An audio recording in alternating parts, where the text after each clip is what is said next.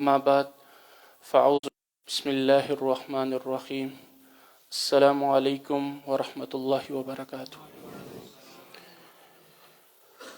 دنیا کے اندر ایک پروسیجر ہوتا ہے لیور ٹرانسپلانٹ کا، آپ نے سنا، جس میں ایک ٹھیک شخص کے لیور کا ایک ٹکڑا لیا جاتا ہے اور اس کو بیمار شخص کے لیور کے ساتھ پیوند کیا جاتا ہے، اور پھر دونوں ریپیئر ہوتے ہیں اور اللہ تعالیٰ دونوں کو شفا عطا فرماتے ہیں۔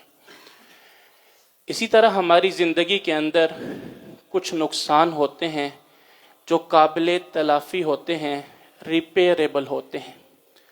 اللہ تعالیٰ سے عافیت مانگنی چاہیے۔ نبی کریم صلی اللہ علیہ وسلم کی حدیث کے مطابق ایمان کے بعد عافیت کو اللہ تعالیٰ کی بڑی نعمت قرار دیا، اور صبح و شام کے اذکار میں ہے اللہم انی اسألک العفو والعافیۃ فی الدنیا والآخرہ۔ بار کیف اس دنیا میں خوشیوں کے ساتھ غم بھی ہوتے ہیں، جہاں بجتی ہیں شہنائیاں وہاں ماتم بھی ہوتے ہیں۔ اگر خدا نخواستہ کسی کو مال کا نقصان ہو جائے تو میرا آپ سے سوال ہے، کیا یہ نقصان قابل تلافی ہے، ریپیئریبل ہے؟ دوبارہ انسان کی زندگی میں مال آ سکتا ہے؟ تو اس کا جواب ہے یس، آ سکتا ہے۔ اگر خدا نخواستہ کسی کا نابالغ بچہ فوت ہو جائے تو یہ بھی ریپیئریبل ہے، اللہ تعالیٰ اسے بعد میں دوسری اولاد عطا کر سکتے ہیں۔ خدا نخواستہ، اللہ کبھی نہ کرے، لیکن یہ وقت سب پہ آنا ہے، کسی کی اسپاؤس، میاں یا بیوی میں سے کوئی اس دنیا سے رخصت ہو جائے تو یہ لاس بھی ریپیئریبل ہے، اللہ تعالیٰ نے دوسری شادی کا راستہ رکھا ہوا ہے۔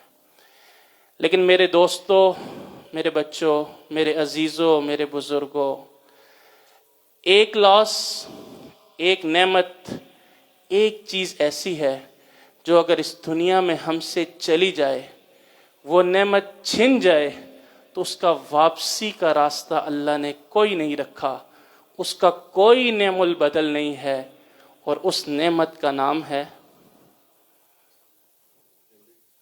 والدین، ماں باپ۔ اگر وہ اس دنیا سے چلے جائیں تو ان کا کوئی نعم البدل نہیں ہے، ان کی واپسی کا کوئی راستہ نہیں ہے، اور یہ جو لاس ہے یہ irreparable لاس ہے۔ قال اللہ تعالی فی سورة البقرہ وَإِذْ أَخَذْنَا مِيثَاقَ بَنِي إِسْرَائِيلَ لَا تَعْبُدُونَ إِلَّا اللَّهَ وَبِالْوَالِدَيْنِ إِحْسَانًا۔ وقال اللہ تعالی فی سورة النساء وَاعْبُدُوا اللَّهَ وَلَا تُشْرِكُوا بِهِ شَيْئًا وَبِالْوَالِدَيْنِ إِحْسَانًا۔ وقال اللہ تعالی فی سورة الانعام قُلْ تَعَالَوْا أَتْلُ مَا حَرَّمَ رَبُّكُمْ عَلَيْكُمْ أَلَّا تُشْرِكُوا بِهِ شَيْئًا وَبِالْوَالِدَيْنِ إِحْسَانًا۔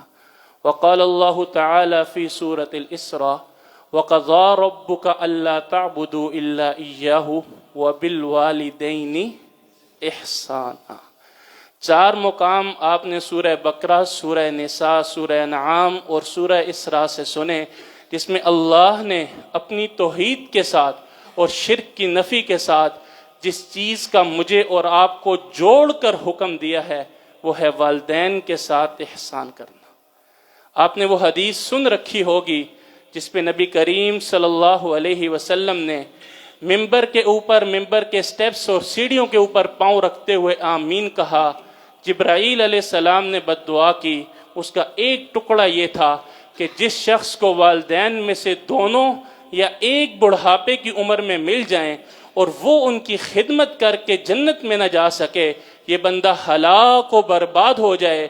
یہ حضرت جبرائیل علیہ السلام کے الفاظ اور دعا اور بد دعا، اور حضور اکرم صلی اللہ علیہ وسلم نے اس کے اوپر آمین کہا۔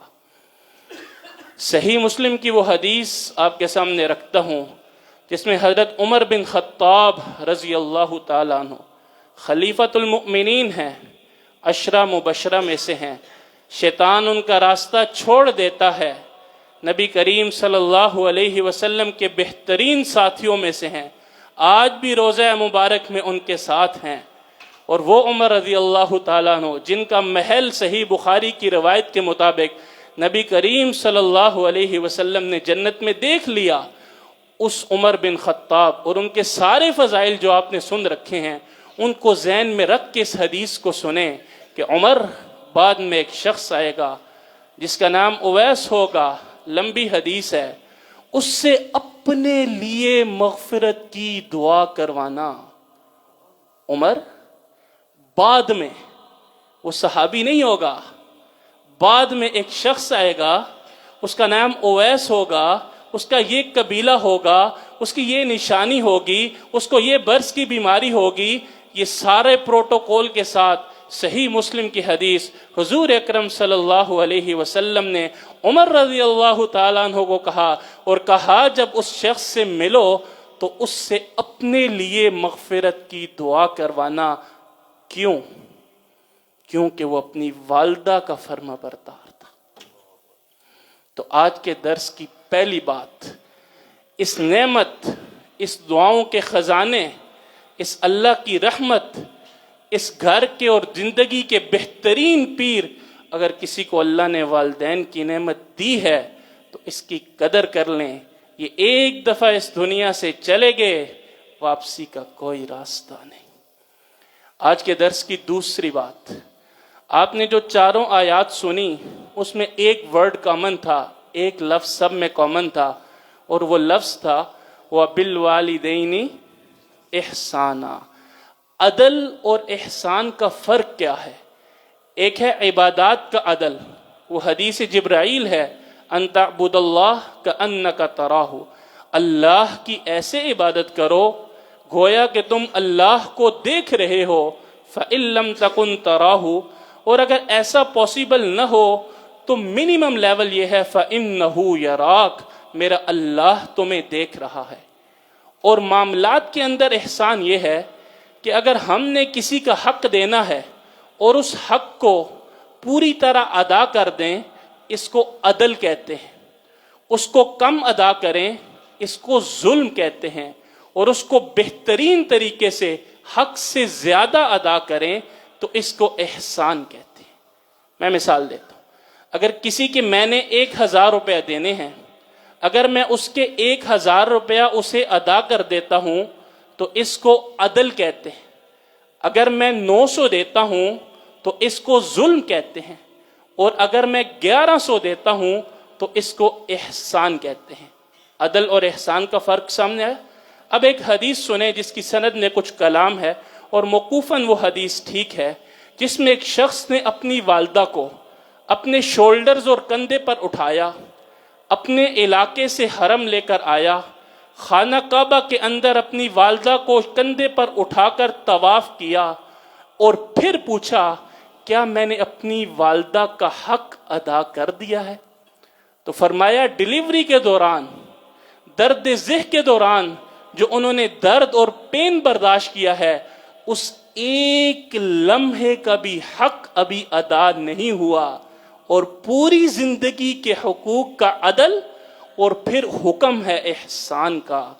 تو پھر وہ آیت آتی ہے فَاتَّقُوا اللَّهَ مَا اسْتَطَعْتُمْ، اور وہ حدیث آتی ہے جاء رجل الى رسول اللہ، کہ ایک شخص آیا حضور اکرم صلی اللہ علیہ وسلم کے پاس اور پوچھا میرے حسن سلوک کا سب سے زیادہ حقدار کون ہے؟ 3 دفعہ فرمایا تیری ماں، اور 4تھی دفعہ فرمایا تیرا باپ۔ آج ہم اپنے والدین کی ضرورت نہ بنیں، آج ہم اپنے والدین کی ضرورت نہ بنیں، آج ہم اپنے والدین کی فرسٹ اور پہلی چوائس بنیں۔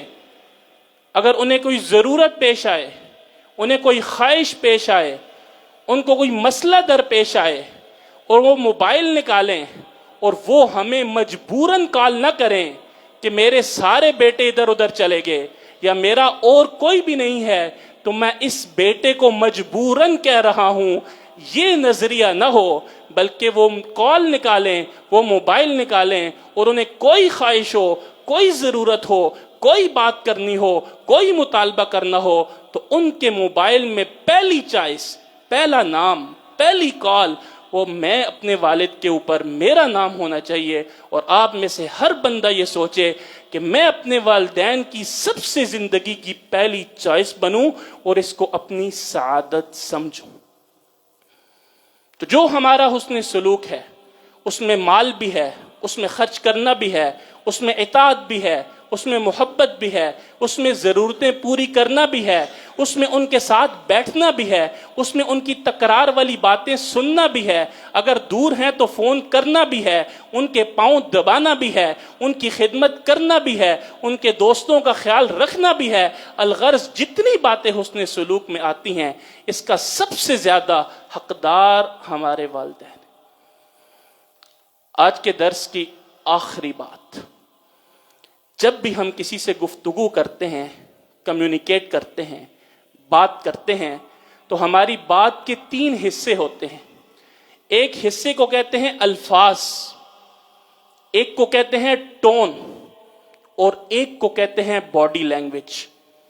آج کی سائنس یہ کہتی ہے کہ کمیونیکیشن میں جو الفاظ کی ریشو ہے وہ صرف 7% ہے، الفاظ کا عمل دخل صرف 7% ہے۔ میں مثال دیتا ہوں، 2 دوست ملتے ہیں، بڑے عرصے کے بعد ملتے ہیں، ایک دوسرے کو گلے لگاتے ہیں اور منہ سے وہ گالی دیتے ہیں، لیکن یہ سارا ماحول خوشی کا ہوتا ہے۔ الفاظ ٹھیک نہیں ہیں، لہجہ ٹھیک ہے، باڈی لینگویج ٹھیک ہے۔ آج ہمارے جو معاشرتی مسائل ہیں ان کی اگر تہ میں جائیں تو الفاظ سب کے پاس شاید صحیح ہوں، لیکن جو لہجے ہیں وہ آتش فشاں ہوتے ہیں۔ تو جب بھی ہم کسی سے بھی بات کریں تو ہمارے الفاظ بھی اچھے ہوں، ہماری ٹون بھی اچھی ہو، اور ہماری باڈی لینگویج بھی ہو۔ اور یہی رب قرآن میں کہتا ہے فَلَا تَقُلْ لَهُمَا اُف، فَلَا تَقُلْ لَهُمَا اُف، والدین کے ساتھ بات کرتے ہوئے اف بھی نہ کہو۔ الفاظ کا چناؤ، وَلَا تَنْهَرْهُمَا، اور جھڑکو نہیں، ڈانٹ نہ دو، تمہاری ٹون اور لہجہ سخت نہ ہو، بلکہ وہ کیا ہو، وَقُلْ لَهُمَا قَوْلًا كَرِيمًا، وہ ٹون اور لہجہ بڑا ہی نرم اور محبت اور عقیدت والا ہونا چاہیے۔ وَاخْفِضْ لَهُمَا جَنَاحَ الذُّلِّ، اور جیسے پرندے نیچے آتے ہوئے اپنے پروں کو سکیڑ لیتے ہیں، عاجزی اختیار کر لیتے ہیں، جب والدین کے سامنے بات کرو تو تمہاری باڈی لینگویج بھی اچھی ہونی چاہیے۔ میں اپنی ساری بات کو ریپیٹ کرتا ہوں۔ پہلی گزارش یہ تھی کہ یہ اللہ کی نعمت، یہ دعاؤں کا خزانہ، یہ رحمت، یہ گھر کے پیر، یہ وہ اللہ کی وہ نعمت ہے، اگر یہ ایک دفعہ اس دنیا سے رخصت ہو گئے تو یہ irreparable لاس ہے، یہ ناقابل تلافی نقصان ہے، ان کا واپس آنے کا کوئی راستہ نہیں۔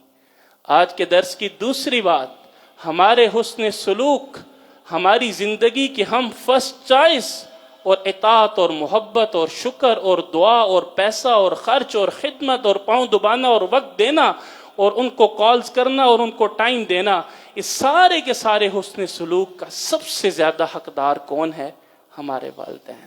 اور آج کے درس کی آخری بات جو بالخصوص پیرنٹس کے ساتھ اور بالعموم تمام معاشرے کے ساتھ جس کے ساتھ بھی ہم بات کریں، ہمارا الفاظ کا چناؤ بھی ٹھیک ہو، ہماری ٹون اور لہجہ بھی ٹھیک ہو، اور ہماری باڈی لینگویج بھی ٹھیک ہو۔